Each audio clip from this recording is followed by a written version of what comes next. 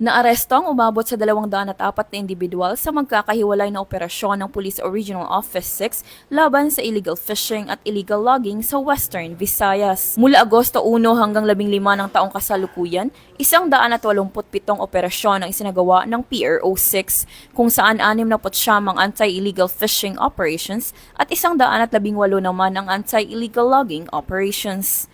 Sa illegal fishing, 146 na individual ang naaresto sa 69 na operasyon. Nakumpiska rin ang mga isda at iba't ibang fishing paraphernalia na may kabuuang halaga ng mahigit 15.8 milyong piso. Pinakamaraming naaresto sa illegal fishing ang Iloilo Police Provincial Office o IPPO na may 82 arestado sa 32 operasyon. Samantala, 58 individual ang naaresto sa 118 anti-illegal logging operations.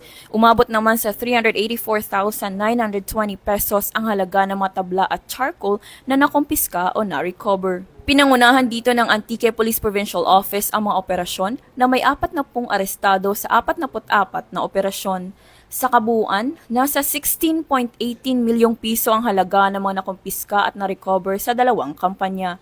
Ayon kay PRO6 Regional Director, Police Brigadier General Randolph Tituanyo, ang kampanya ay hindi lamang para ipatupad ang batas kundi para rin pangalagaan ang likas na yaman at protektahan ang kabuhayan ng mga komunidad.